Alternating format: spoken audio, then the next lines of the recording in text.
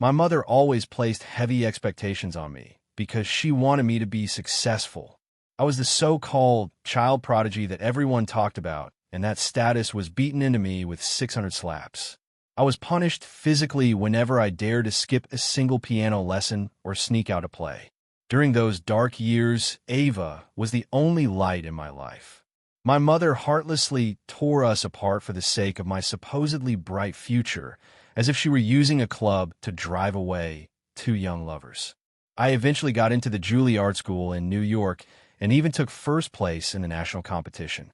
My mother was overjoyed and spent every day hoping I would win a major international award. Even though my therapist repeatedly urged me to learn to say no and advised against the international competition, I signed up without a second thought. I did it because I saw Ava's name on the roster for the event. My heart was a mess of nerves, and I felt like I was going crazy wondering what I should say when we finally met.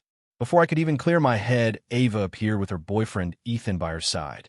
Ethan grinned and asked her who I was, or if I was just some ex. Ava simply shook her head and calmly said that it was impossible because she would never like a freak like me. Consequently, right before the competition began, a reporter shoved a microphone in my face and asked if I had anything to say to my mother in front of thousands of spectators. Under my mother's expectant gaze, I forced a smile and coldly uttered the words that she was a murderer. My mother did not have much of an education, but she was obsessed with turning me into an artist. That was the year a famous piano star won a major international prize, and parents across the country were suddenly filled with a burning ambition. My mother eventually became one of those obsessed parents as well. It all began when my music teacher taught me a few simple melodies and told her that I was a genius. I have replayed those words in my head 1,000 times since then. I suspect the teacher was just being nice to encourage her, but my mother took it as absolute gospel and started to lose her mind. She was actually planning to divorce my father Robert after he lost his job in Ohio, but that single word genius was the only thing that kept her from leaving. She told me that she was betting her entire life on me, and that if I failed, I would be betraying everyone. I was placed on a piano stool at 5 years old to begin my formal training. She posted a grueling schedule by my headboard to ensure I never wasted a second. She claimed it was a modified version of a world-class pianist routine that she had found online. She insisted that because I started later than the other kids, I had to work twice as hard. If the pros practiced 6 hours a day, then I had to practice for 12 hours. She believed that was the only way to shine brighter than the rest of the world. I had classes during the day, so I was not allowed to sleep until I finished my 12 hours a night. The piano music blared through the apartment complex all night long until the neighbors finally reached their breaking point. They came to the door to complain and told Sandra that while she might not need sleep, they actually had lives to live. My mother ignored them entirely. Whenever the old lady upstairs heard me playing, she would pound on the radiator pipes in protest. The loud rhythmic banging always ruined my timing during my late-night sessions. My mother responded the next day by tossing a dead rat onto the woman's balcony. The woman's grandson was terrified and started screaming while my mother yelled that she would kill anyone who stood in the way of my future. She argued at the door for 10 minutes before returning to sit by my side at the piano. She held a wire hanger and told me that she had taken care of all the distractions. She said that if I still failed to play well, it would be entirely my own fault. I looked at that hanger and felt like I was going to burst into tears right there. Learning the piano meant constant physical abuse because a single wrong note or a moment of drowsiness resulted in a strike. She would use either her hand or the wire hanger to punish me. It all depended on how she felt that day. She would always start crying after she was done hitting me. She claimed that she was being kind because her own parents were much more brutal and never let her eat after a beating. She told me that she only hit me so I would succeed and that it hurt her more than it hurt me. My piano teacher eventually noticed the bruises on my arms and hands. I told her the truth in a quiet voice, and she remained silent for a long time with a worried expression. I really liked her because she was kind and beautiful. She lived alone after her divorce and mentioned that her daughter lived with her ex-husband in Chicago. She eventually asked me about my daily practice hours. When my mother came to pick me up, the teacher gently suggested that physical punishment was wrong. She explained that a 5-year-old boy needed his sleep to grow. My mother did not say a single word in response. We never went back to that teacher for another lesson after that day. As she dragged me out of the house, she muttered loud enough for the teacher to hear that it was no wonder the woman's husband had left her. My mother told me that only family members truly care about my well-being. She insisted that I should never listen to anything outsiders had to say. I was accepted into the preparatory program at the Juilliard School when I was 11 years old. A legendary master teacher made an exception to take me as his final student. The news hit our small town in Ohio like a lightning bolt. Reporters started swarming our house as if they had discovered a gold mine. My mother stood before the cameras and gleefully shared her parenting secrets with the world. She told them that she had informed me that the piano was my life and that if I stopped playing, I might as well be dead. She explained how she once slapped me repeatedly for missing the same note 3 times until I finally got it right on the 4th try. She said that children had to be beaten because they would never learn what was right without suffering. She didn't care if I hated her then because she was sure I would thank her when I was older. Every local newspaper ran a feature on her with eye-catching headlines about the prodigy who was raised on 600 slaps. Other parents were incredibly jealous of her success. They came to our house asking for advice on how to replicate her methods. A few people suggested that being so cruel to a child was going too far, but they were quickly mocked by the others. They told those critics that it was no wonder their own kids weren't successful since they were too soft to do what was necessary. We eventually moved to New York, and my mother forced my father to sell our old house so we could rent a place near the school. My father stayed behind in Ohio to work and sent money to the city every month. During the orientation assembly, the principal finished his speech and asked for comments. He asked if any parents would like to share a few words. My mother shot her hand up and practically snatched the microphone from the moderator. She announced to everyone that even though I was the youngest and had started the latest, I would definitely be the hardest worker in the class. She claimed that one day I would not only become a great star, but that I would eventually surpass them all. Every student in the auditorium turned to stare at me while I sat there wishing the floor would just open up and swallow me whole. I tugged on her sleeve and whispered for her to stop because everyone at this school was incredibly talented. My mother got angry and raised her voice even louder to tell me that I needed to treat them as targets to be eliminated. Nobody wanted to be my friend after that display, and I found it impossible to fit in with the other kids. I had never seen the shows they watched or played the games they talked about. Whenever they were laughing and talking, I just stood there in silence with nothing to say. My entire life was consumed by my practice. My mother was actually pleased to hear that I had no friends at school. She told me that geniuses were supposed to be lonely. I did everything by myself from eating lunch to studying in the library. Everyone knew I was the best pianist in my year, but they also thought I was a total freak. I held on for a full year until the school doctor finally diagnosed me with clinical depression. My mother could not wrap her head around the diagnosis at first. She argued that they had nothing when she was young and turned out fine while I had everything I could want. Eventually, she must have heard something that changed her mind. She came home one day in a surprisingly good mood and told me that depression was a disease that only true artists suffered from. She said it would provide me with deeper inspiration for my music. She then picked up the hanger to start our daily practice session. I decided not to practice that day, so I skipped my lessons and climbed up to the school rooftop alone. The wind was so strong on the 20th floor that it made my heart race. I felt as if a single gust could sweep me right off the edge of the building. I stood there looking down while a voice in my head screamed at me to jump so that my mother would spend the rest of her life in regret. I was gripping the iron railing and working up the nerve to climb over when something happened. A voice suddenly called out my name from behind. I turned around to see a slender girl in a white dress standing in the wind. The breeze caught the hem of her skirt and pushed her hair back to reveal a pair of bright and clear eyes. I asked if she knew me, and she gave a gentle smile before telling me that everyone knew the top pianist in the grade. Her name was Ava, and she was also a piano student at the same school. She looked at me and asked what I was doing on the roof. I didn't know how to answer, so I asked her the same question. She pointed toward the horizon and said she was there to photograph the sunset because the view was better than anywhere else. It was only then that I noticed the camera in her hands. I quickly lied and told her that I had also come up to see the sunset.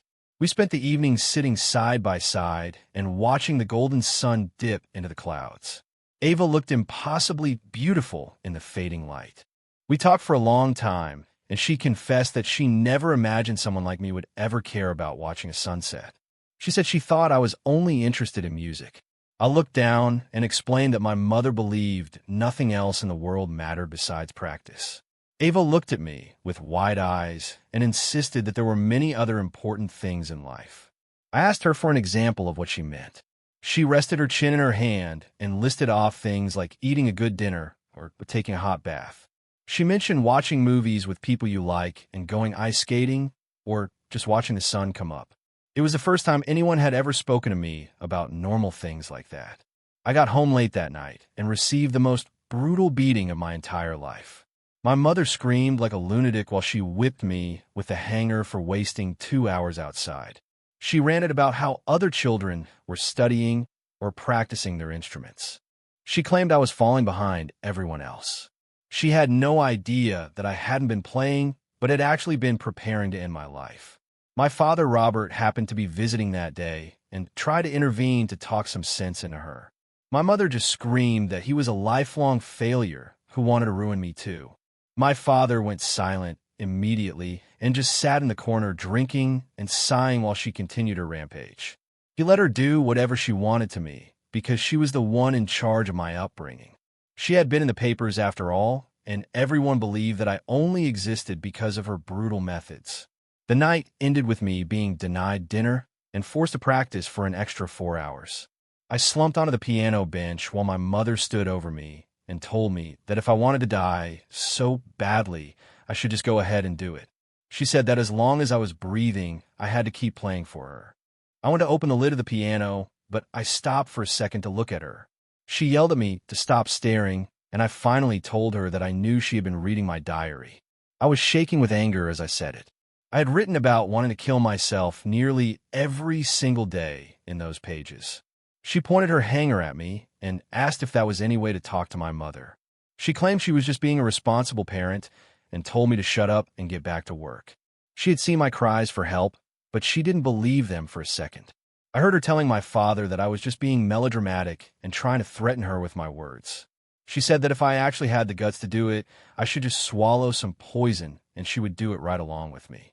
I lay in bed that night, covered in bruises and unable to sleep because of the pain. I could hear every word they were saying in the other room, but I realized I didn't want to die anymore. Ava had promised to meet me the next day to watch the sunset together. I started living for my meetings with Ava, even though I didn't really understand what romance was yet. I just knew that I liked her the same way. I liked the smell of the air after a storm. She became the center of my world. I liked her the same way. I liked the feeling of a kitten licking my hand or the cold condensation on a can of soda. She was one of the few things in my life that actually brought me a sense of real joy. My entire world felt brighter whenever she smiled at me against the backdrop of the evening sky. Ava was always complaining that our time together was too short. I wished I could stay with her forever. She would pout and tell me that 20 minutes wasn't enough before asking if I could stay longer. She had no idea how hard I had to fight just to get those 20 minutes a day. It was the absolute most I could sneak away for without getting caught. I had told my mother that I was staying late to discuss an upcoming recital with my teacher. I was so unaccustomed to lying that my legs were shaking the entire time I spoke to her. I was terrified she would see right through me. My mother didn't seem to notice my nerves and just told me that I could do the performance as long as it didn't distract me. She stared me down and asked if I remembered what was truly important in my life. I whispered that I needed to get first place, but she made me shout it at the top of my lungs. She nodded in satisfaction and told me that it was good to see I hadn't forgotten my goal. She then let me go back to my practice. When Ava noticed my stress and asked about it, I eventually admitted that I was terrified of not winning. She looked confused because she already thought I was incredible. She didn't understand the pressure I was under. I just shook my head sadly at her comment. Ava came from a comfortable middle-class background, and music was just a passion for her. She didn't understand that I was carrying the weight of my entire family as I tried to use music to escape our current life. I didn't know how to explain the reality to her, so I just tried to laugh it off. I joked that she probably only noticed me because I was the top pianist in the school. She just laughed softly in response. She told me that wasn't true at all and that she only said it to tease me. She said that she had noticed me because she was curious about who I was as a person. She told me she used to think I was cold because I was always alone until one rainy day. She had seen me building a shelter for a stray kitten in the rain, and that was the moment she started wondering what was going on in my head. She didn't even find out I was the top student until much later on. She insisted that being likable had nothing to do with being successful. She looked me in the eyes and said she liked me regardless of whether I was in first place or not. It was the kindest thing anyone had ever said to me. It was the first time in my entire life that anyone had ever told me they liked me. Those words completely shattered the walls I had built around my heart.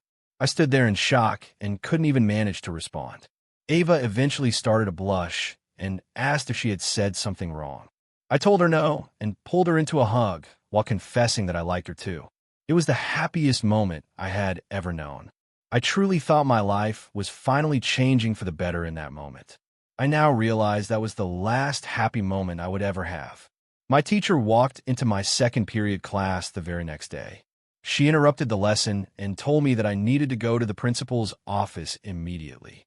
I was confused and asked why she was looking for me. She didn't show any emotion as she told me I would find out soon enough. She just repeated that I would find out when I arrived. The office was on the third floor, and my legs were shaking more with every step I took up the stairs. I felt a tight knot of fear in my chest, and my whole body started to shake. I whispered an apology as I knocked and opened the door. I immediately saw that all my worst fears had been realized in that moment. The principal was sitting at his desk, looking very serious. My mother was sitting on the sofa across from him.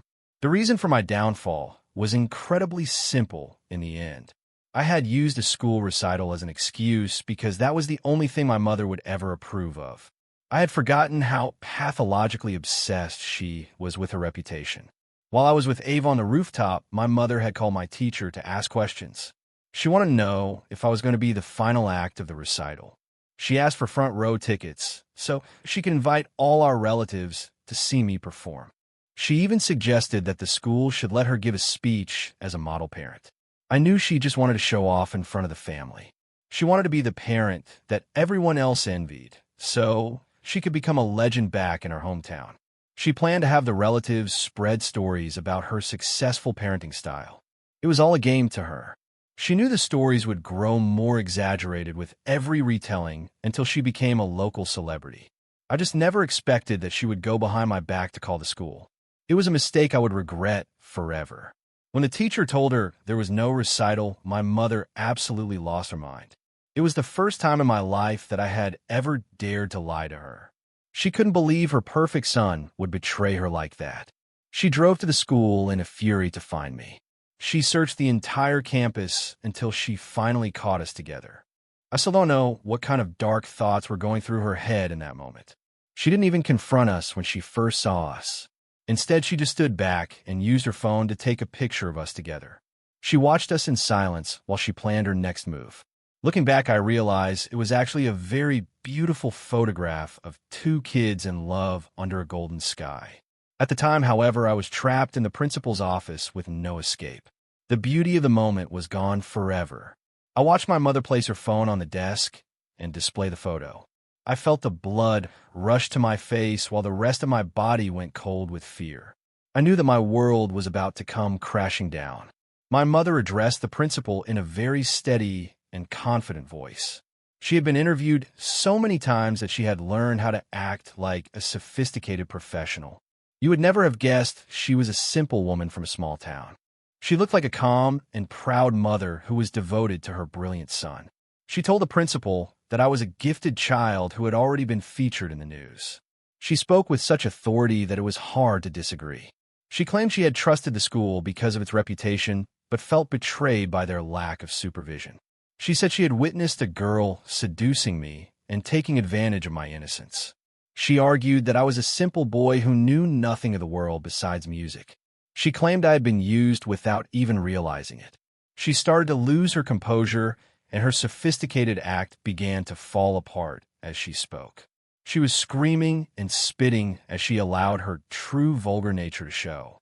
She yelled that I had never lied until that little slut had corrupted me. The principal tried to calm her down while calling Ava's teacher to the office. The room was filled with the sound of her screaming. He asked the teacher to bring Ava to the office immediately. My head started spinning, and I felt like I was going to scream. I rushed forward and begged him not to call her in. I told my mother that it was all my fault and that Ava had nothing to do with it.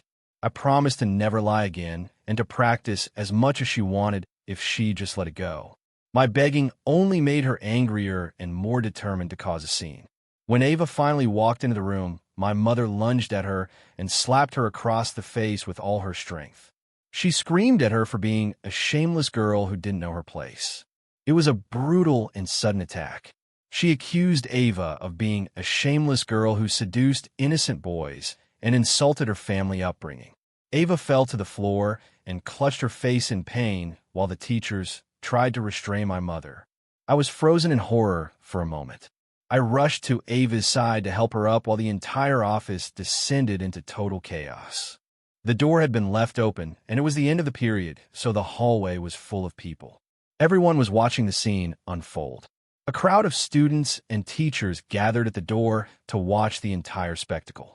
I didn't care about anything else in that moment, except for Ava, and I kept apologizing to her over and over. I was crying as I tried to help her to her feet. Ava didn't even seem to hear my words, as she looked up at me with a cold expression I had never seen before. Her lips moved, and she spoke in a voice that was completely frozen. I felt my heart sink into my chest. The office suddenly went silent as she spoke those words. Ava told me that she couldn't hear anything anymore. My mother had hit her so hard that she suffered permanent hearing damage in her right ear right then and there. My teacher held me back at the hospital while I watched Ava's parents confront my mother in the hallway. My mother stood there with her neck strained as she screamed at them at the top of her lungs. She refused to back down even after what she had done. She told them to go ahead and sue her because she wasn't afraid of anyone. She said she would kill anyone who tried to interfere with her son's future. She insulted their parenting and called Ava a shameless embarrassment to their professional family. She screamed that everyone should see what kind of girl Ava really was. Ava's parents seemed terrified by her insanity, and they eventually just walked away with their daughter. They didn't want to engage with such a monster anymore. They looked at me with a mixture of pity and disgust before they turned to leave the hospital. I tried to catch Ava's eye as they passed, but she didn't even acknowledge my existence. She walked past me in total silence. My mother was proud of herself and bragged about how she refused to pay for the medical bills. She told me that she had warned them she wouldn't give them a single cent. She threatened to ruin Ava's reputation if they tried to take the matter any further. She knew that academic people cared too much about their image to start a public fight, so she knew they would just go away. They had left the hospital without another word, just as she expected. She then turned her attention back to me. She reminded me that every cent she saved was being spent on my musical education. She told me that international competitions were incredibly expensive and that her suffering was worth it as long as I became successful. She expected me to pay her back with my success. I sat on the piano bench with my back to her and didn't say a single word. The shadows in the room seemed to swallow me whole as I stared into the darkness of my future. She didn't hit me that night because she had other concerns. The competition was coming up, and she didn't want any visible bruises on my skin under the spotlights. The pain I felt that night was worse than any physical beating she had ever given me. I felt like I was being torn apart from the inside. I lay in bed that night, unable to sleep while my mind raced with thoughts of Ava. It felt like thousands of ants were crawling through my bones and keeping me awake. My mother was sleeping peacefully in the next room while I suffered in the dark. Her breathing was steady and calm while my life was falling apart. Ava never came back to school, and her mother handled the transfer paperwork the very next day. The other students started pointing and whispering whenever I walked by. Ava had been incredibly popular because she was beautiful and kind to everyone. After she left, some of the students started taking their anger out on me. I would find thumbtacks on my lunch or in my shoes. I would find glue smeared on my chair or bugs in my water bottle every single day. A boy from the student council eventually decided to throw my backpack off the balcony. He thought it was a great joke. They pinned me to the ground and screamed that I was the one who had ruined Ava's life. They poked my face and called me names while I just lay there. They probably expected me to fight back, but I didn't see the point. I just lay there in silence while they kicked and punched me. I knew there was no point in fighting because I agreed with them in my heart. I truly believe that I was the one responsible for everything that happened to Ava. I was the one who had destroyed her life, and I should never have even spoken to her. I realized that a person like me had no right to watch the sunset with someone like Ava. I was a monster who brought nothing but pain. I believed that my only purpose was to stay at the piano and practice until my fingers bled. I picked up my bag after the bullies left and walked past the whispering students to the practice room. I didn't say a word to anyone. My mother was thrilled with my newfound focus because I had become indifferent to everything else in the world. I ate and studied like a machine, and my sleep was nothing more than a temporary shutdown. I had stopped living for anything but the music. The only proof of my existence was the frantic movement of my fingers on the piano keys. She called my father, Robert, to brag that she had finally broken me into the perfect student. He was silent for a long time on the other end of the line. My father finally told her that he wanted a divorce. He had started an affair with an intern, and his career was finally moving forward again. The company was sending him to Los Angeles on a business trip, and he wasn't coming back. He came to see me at school one last time before he moved away. I was nervous because I had barely seen him over the last few years. We sat together in the cafeteria and barely knew what to say. My mother always said that his visits to New York were a distraction that kept me from my practice. Because of her, we were essentially strangers, and we had only met a handful of times. I didn't even know who he was anymore. We only ever spoke when he was sending money, and my mother usually cut the call short to make me practice. She would scream at me to get back to the piano before we could even say hello. Our relationship was built on silence. I knew he was my father, but there was no real bond between us. I had one old photo of him holding me when I was 3 years old, but he looked like a different person now. He was young and happy in that picture. He looked so old and tired when we finally sat down together in the cafeteria. He stared at me for a long time before telling me that I was the person he had failed the most in his life. His voice was hoarse and filled with regret. He asked if I hated him, but I just shook my head in response. I had so much to say, but I just told him go and live the life he wanted. I didn't have the energy to hold onto any more anger. I didn't blame him for leaving me with her, because I was just jealous that he was finally escaping. I was still drowning in the mess she created while he was finally getting out of the house. I was suffocating, but I had learned to live with the pain. After he left, I went back to the piano and played as loud as I could to drown out her voice. I used the music to block out the sound of her shouting on the phone in the other room. It was the only way I could find any peace. She spent the entire day calling everyone we knew to scream about my father and his affair. She played the victim and blamed him for abandoning her after all these years. She claimed that he had changed as soon as he got a little bit of money. She claimed that everything she had done was for the sake of our family and our future. She was always quick to take credit for the good things and even quicker to blame others for the bad. She never took responsibility for her own actions.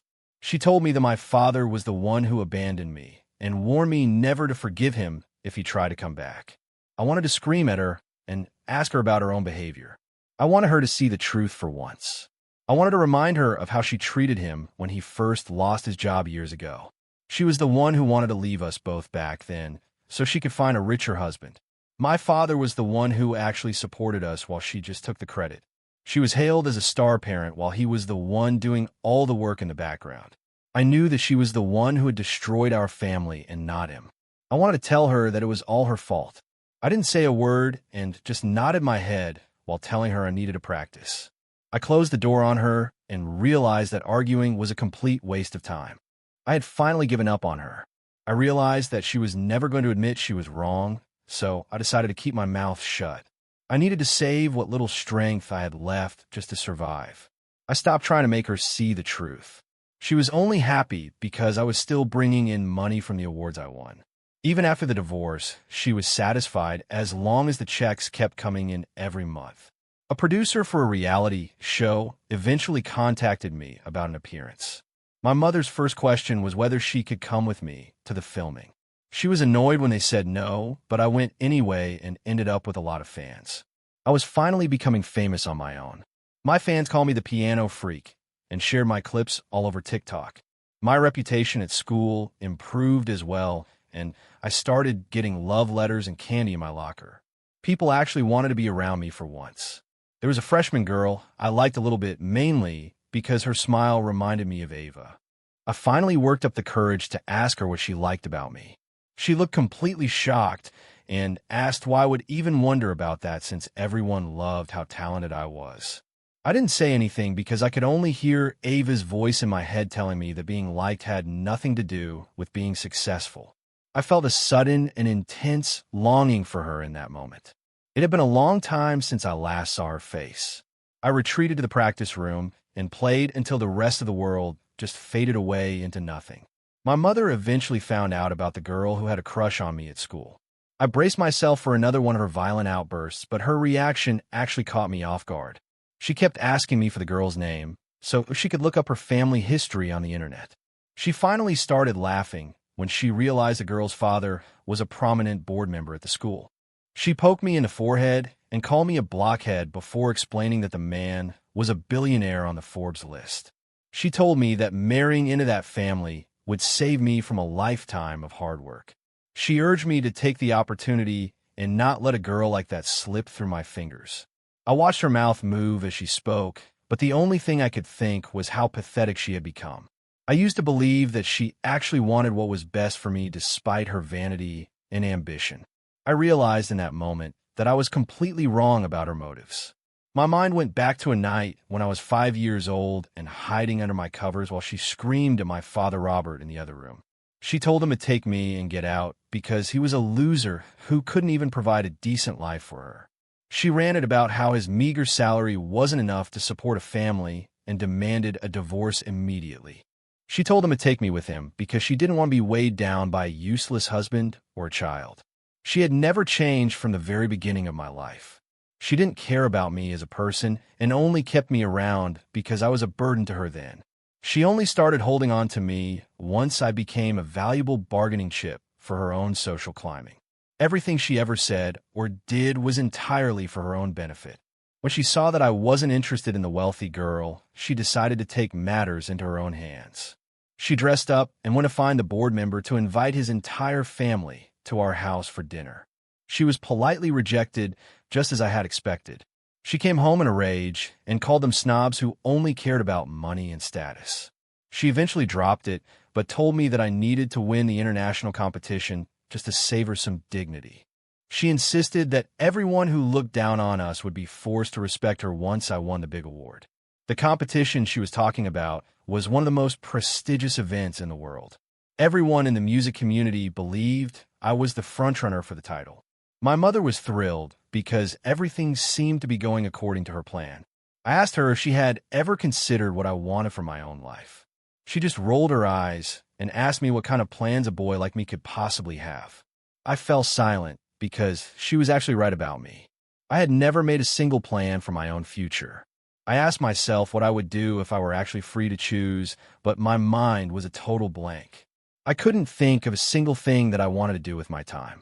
The piano had consumed every part of my existence over the years. There was only one dark thought that kept surfacing in my mind, which was to kill my mother and then myself. I was terrified by that thought at first. I soon realized that it was the only thing I actually wanted to do with my life. I knew then that my mental state was deteriorating rapidly and I was losing control. I had been relying on medication for years just to stay stable, but even the pills weren't working anymore. I went to see my therapist, and she listened to everything I had to say. She told me that her professional advice was for me to skip the international competition entirely. I had been thinking the exact same thing for a long time. There was a voice in my head telling me to stay away from that stage. Winning that competition would be like a time bomb that would only make my situation worse. Taking that prize would only speed up my eventual destruction. I knew I couldn't back out now because I had to go. It wasn't for my mother or my career, but because I saw Ava's name on the list of competitors. It had been years since I last saw Ava. Her face was a bit blurry in my memory, but I could still hear her voice and her laugh. I remembered the way her dress moved in the wind as clearly as a painting that never fades. You can't expect a person who has spent his life in a dark tunnel to forget the only light he ever saw. My mother saw the list too, but she didn't react at all. She had completely forgotten about Ava after all this time. She probably never cared to remember her name in the first place. She started packing her bags with expensive new dresses for the trip to New York. She knew there would be cameras and live TV coverage at the event, and she wasn't about to miss her moment in the spotlight. All the competitors were staying at the same hotel near Lincoln Center. My mother was thrilled about the free room and board and spent her time at the pool and the buffet. I sat alone in the hotel restaurant with my heart pounding in my chest. I figured Ava had to come down for dinner eventually, and I was terrified to see her. I had whispered her name to myself every night for years just to survive. She was the only thing that kept me going through the darkness. I kept checking my reflection in the window to make sure my suit was perfect and my hair was neat. I practiced my first words to her over and over in my head. I wondered if saying hello after all this time would be too awkward. Ava appeared before I could even finish my thought. She walked into the restaurant from the far entrance, and she looked much taller than I remembered. She was wearing a beautiful white dress that fit her perfectly. The afternoon sun caught her face and made her look exactly like the girl from my memories. I started walking toward her with my heart in my throat. I suddenly froze when I saw the man walking beside her.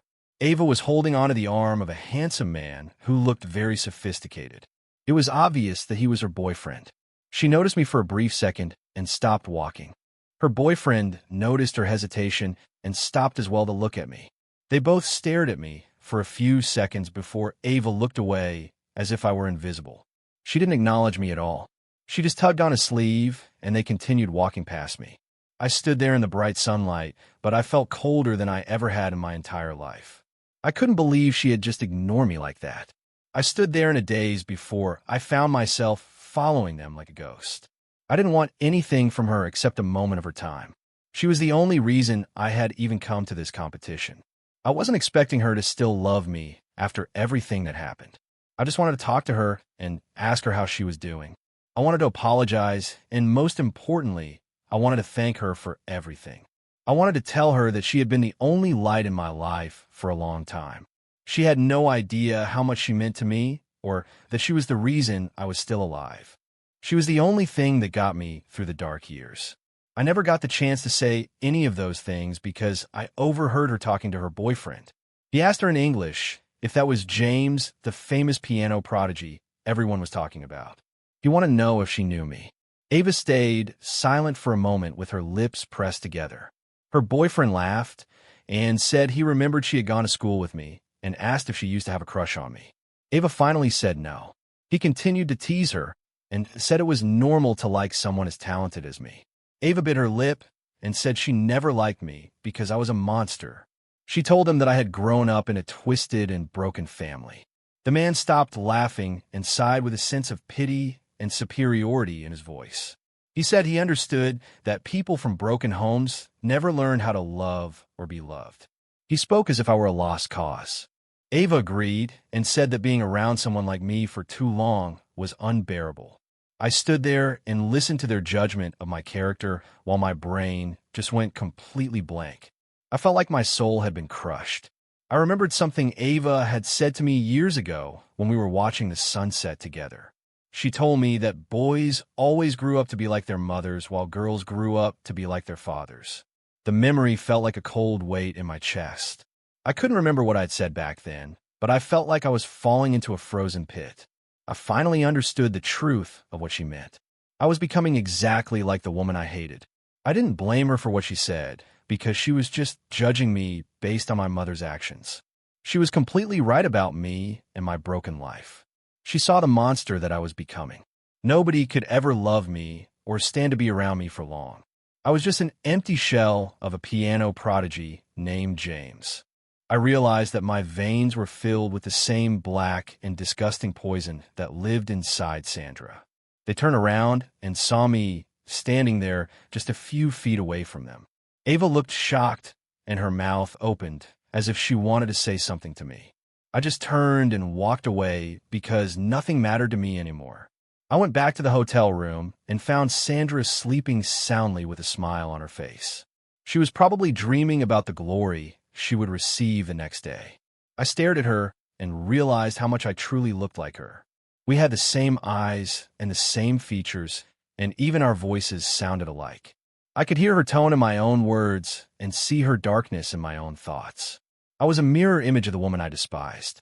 A wave of absolute despair washed over me as I realized the truth. I knew that the only way to be free of her was to end everything. I reached for the small paring knife on the fruit tray and gripped the handle tight.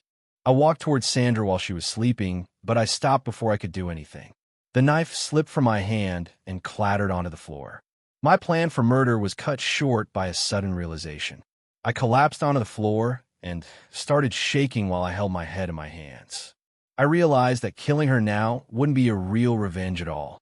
She would die at the height of her success and fame.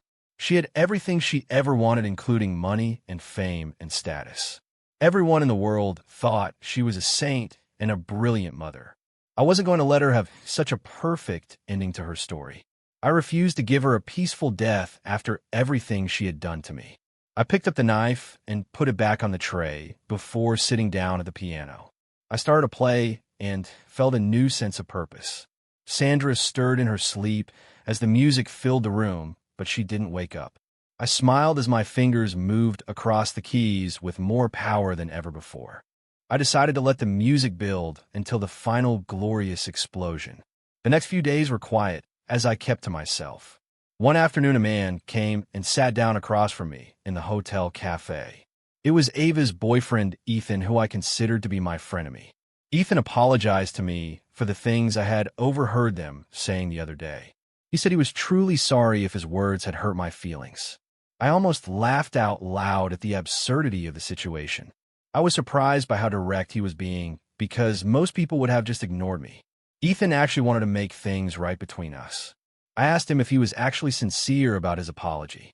He nodded and admitted that he was just jealous because he thought Ava might have had feelings for me in the past. He told me he was speaking out of insecurity. I smiled and asked him if he would do me a favor. He asked what I wanted, and I told him I wanted to be invited over to his house.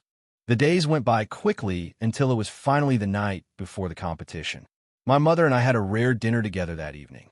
She was in a bad mood and kept complaining that dinner was a waste of her time. She was obsessed with whether she should give her victory speech in English or her native tongue.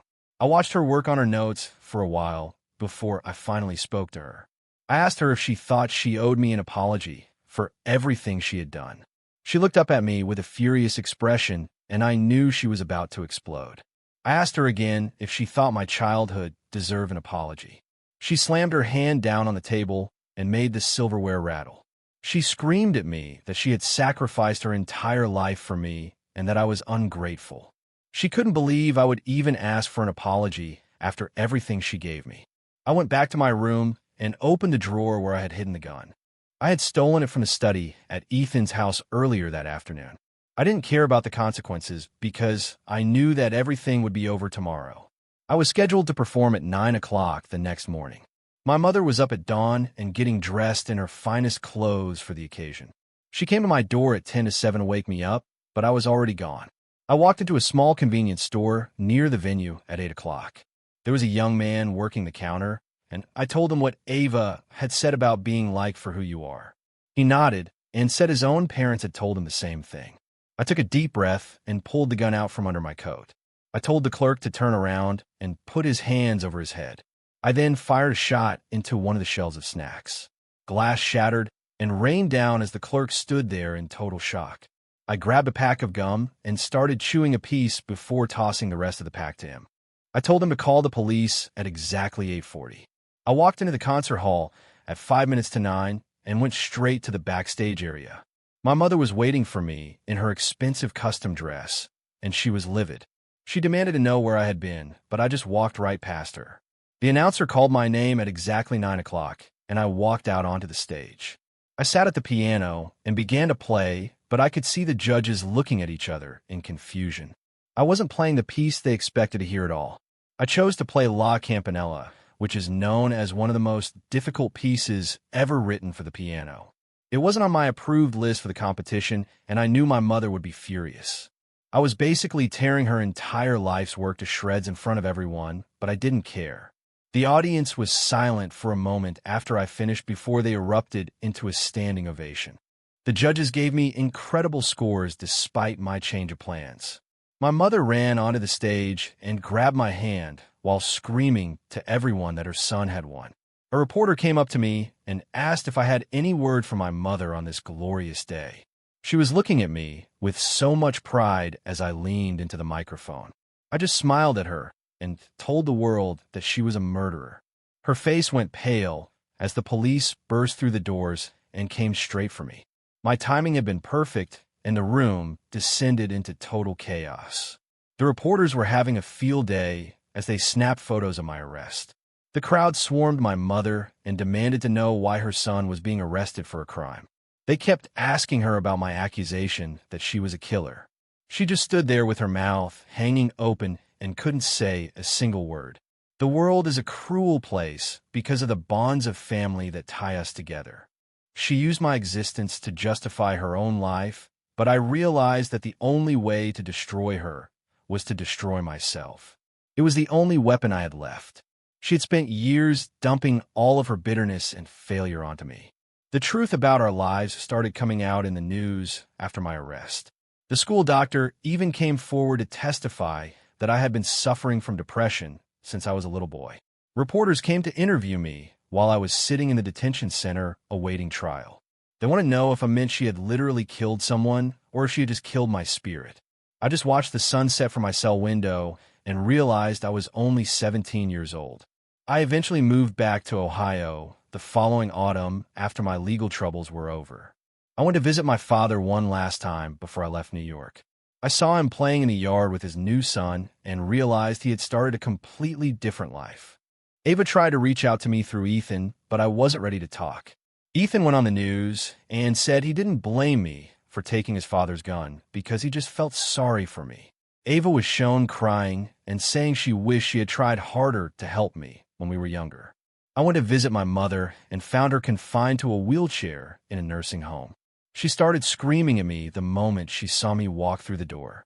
I just knelt down in front of her and looked at the frail old woman she had become.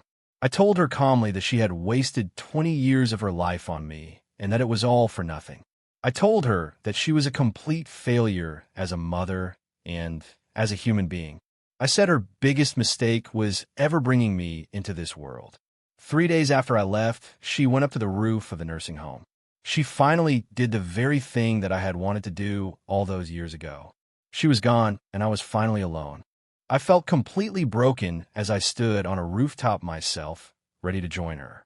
Suddenly, I heard a small boy's voice behind me telling me not to do it.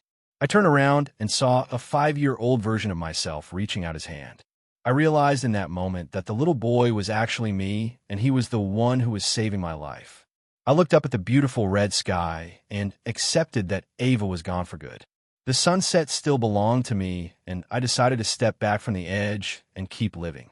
Life is a long journey, and I might actually find someone to love one day.